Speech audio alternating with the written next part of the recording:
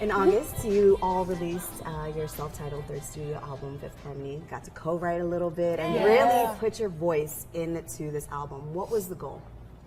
I feel like the goal was to have our most authentic piece of art that we've had so far.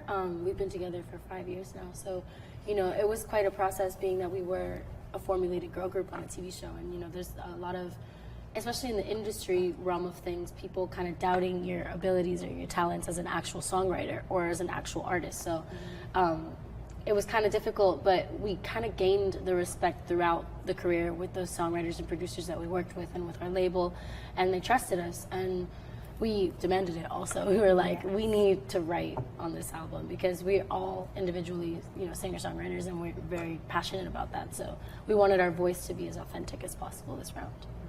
What was the message that you all were trying to convey that was different from 727 or Reflection?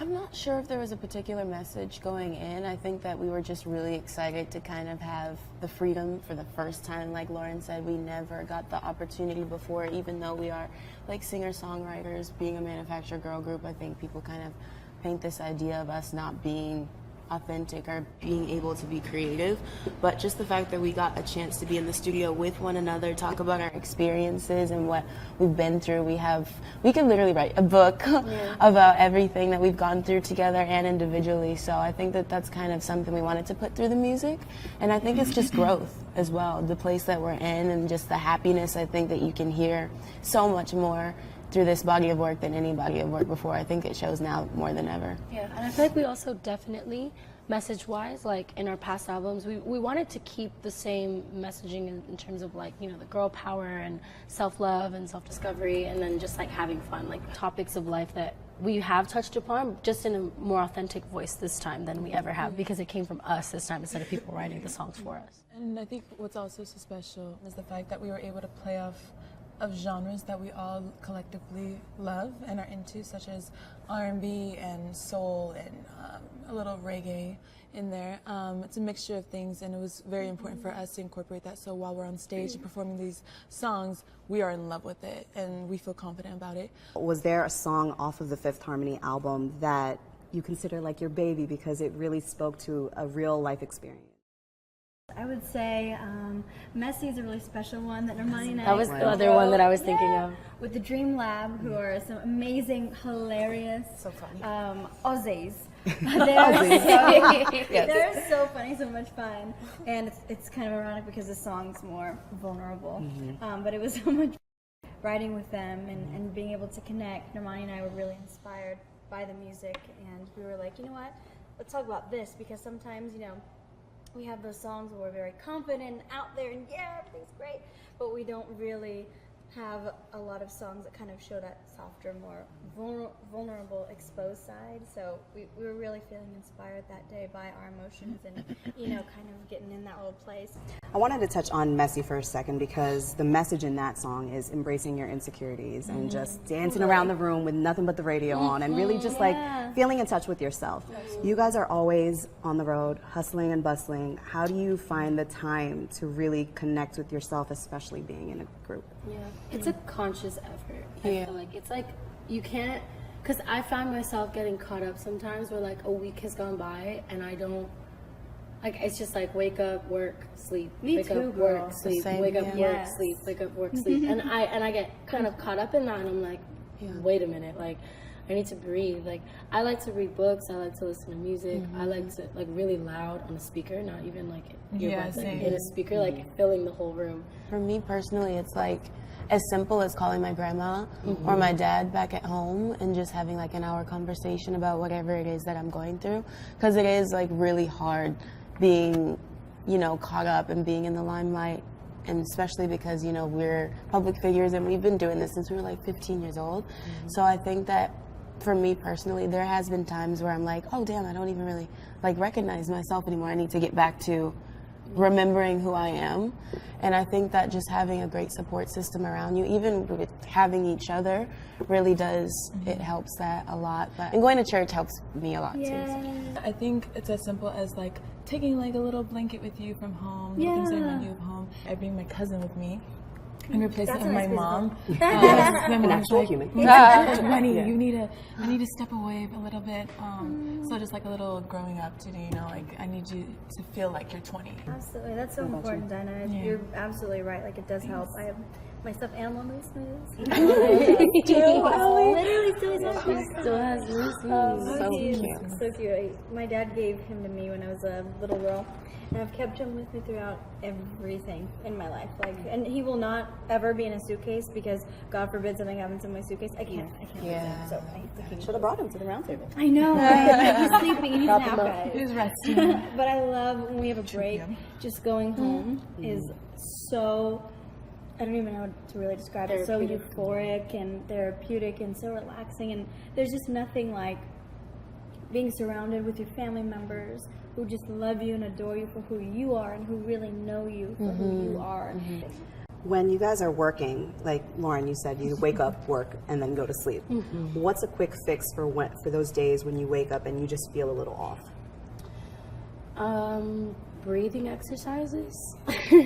Like, That's important. just You gotta kind of, yeah, I kind of just like take periodic moments throughout the day where I just kind of inhale, exhale a few times, and just kind of gather myself, because there really is no remedy for it, because you can't think about it. You just have to go, you know, because we work such long days sometimes. Sometimes we wake up at 8 o'clock in the morning and don't go to bed till midnight, you know, and those kind of days are draining. They really are, because you're doing interviews, you're talking to a lot of people, you're in heels all day, which is the worst.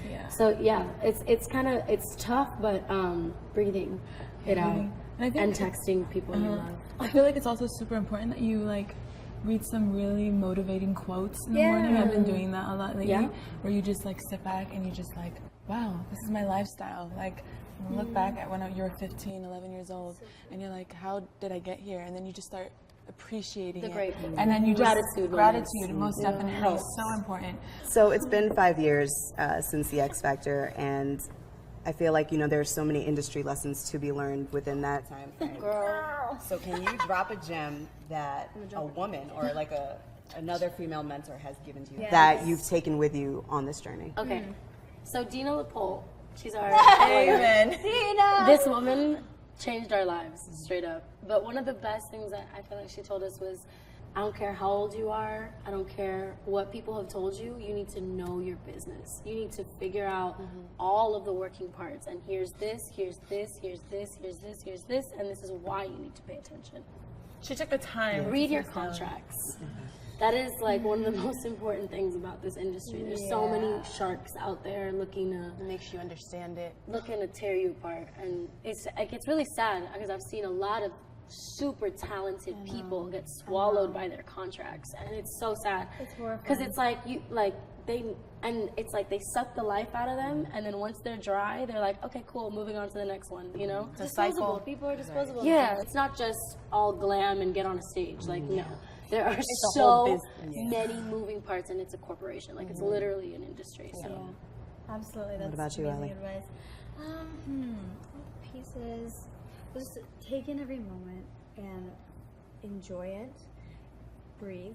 And then also just trust God through everything, because it can be really, really crazy and really hard. And you see a lot of things in this industry that are horrifying. And there are things that have happened to us that are really just horrifying at the end of the day. Just to have that faith and just to know that things are going to be challenging in your life, but just to persevere. everything's a lesson. Yeah. I keep a journal with me. I used to write since I was like 10, because my grandmother gave me this journal, and this was my first time writing. She's like, you need to just write like how your day is, and every little thing, because you'll forget it. Your memory cannot hold every little thing. So it was funny because during X Factor we bumped into Kelly Rowland, and she mentioned the same thing, and I was like, oh, I do have a journal. She's like, it's necessary that you guys all write down what's happened throughout your day, because it becomes all such a blur. Yeah. And she was saying how like she kind of regrets not keeping those memories or like documenting them. I kind of held on to that because every little moment counts. And for me, I want to remember those moments. I want to remember how I felt. I want to remember what was going on in my mind. And so that one day when I look back, I'm like, wow, I went through all this. And it's not just documenting on social media, it's an actual conversation with yourself. Exactly. That's the most important part. I would say also Kelly Rowland. She just told us how important it is to take pictures and to document, you know, every single thing that you go through because it's too good. And I actually find myself sometimes like, oh my God, we were actually at the White House like twice, and we were invited to the White House. It's like moments like that you never. Why Obama in the show? Let's make that clear. Let's make it very clear. And it's just like we've done the MTV Music Awards, and we've done so much, like more than I would have even thought coming into it. We've killed it, and we're only. I'm 21 years old. You're 21. You're 24. You're 20 years old, and we're so young, and we've just done so much living. Yeah.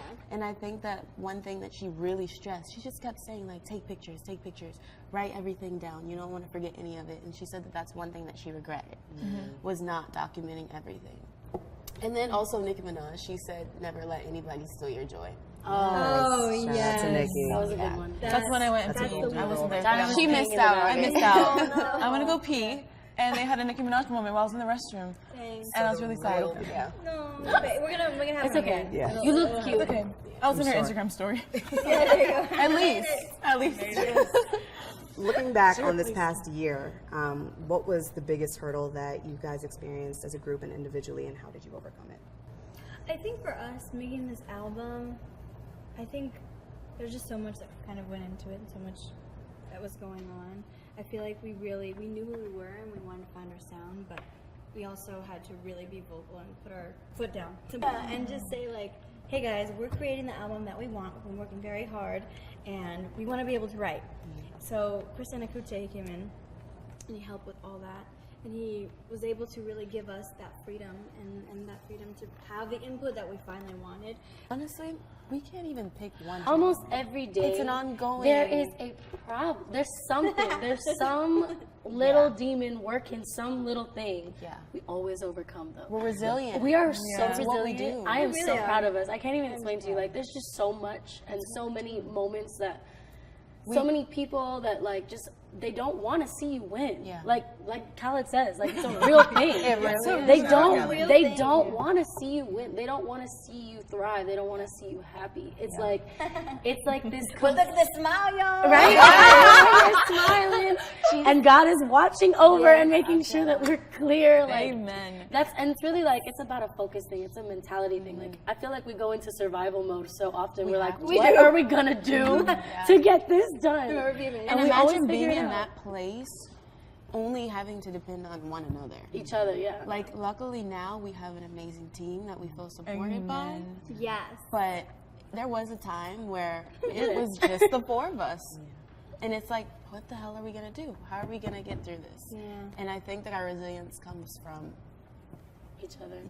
And I think personally, like overcoming like insecurity. I think I personally had a lot of growth with that this year. Oh my gosh, me too. More than ever in my life. I just have a really good support system around me, and like I'm very sure of myself and my purpose and like what I can offer the world. And when you do that, like when you separate your purpose from like, oh, what is everyone else doing, and what how can I be like that, or you know what I mean? Like when you separate yourself from that, and you're like, I'm the shit. I'm the shit. Yeah. I'm cool. Like, let me just be me. Let me just like elevate me. Because you're always all in your head. That's what I'm saying. And this industry does that to you. How do you maintain, and this is no pun intended, harmony within a group, but still be true to yourselves? I think the best thing is when you can kind of like take your ego and your pride away. Put it in a little box. Yeah, and say over like, here.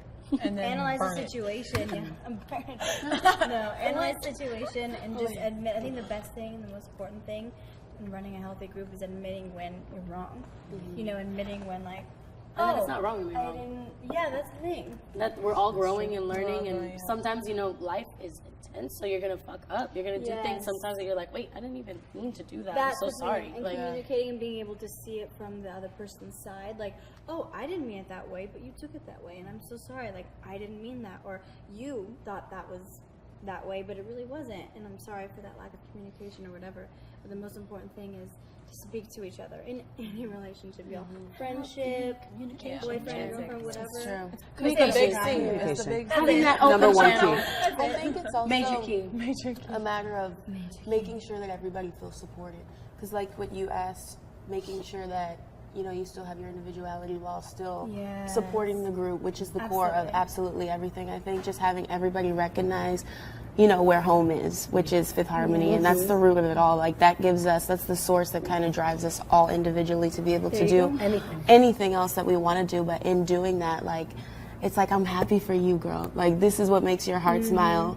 Having that confidence and recognizing that each of us can be fucking great. Absolutely. And that I can be great, and you can be great, and you can be Being great great, in and you your can be own way, great in your own especially. way, and we can all shine. We're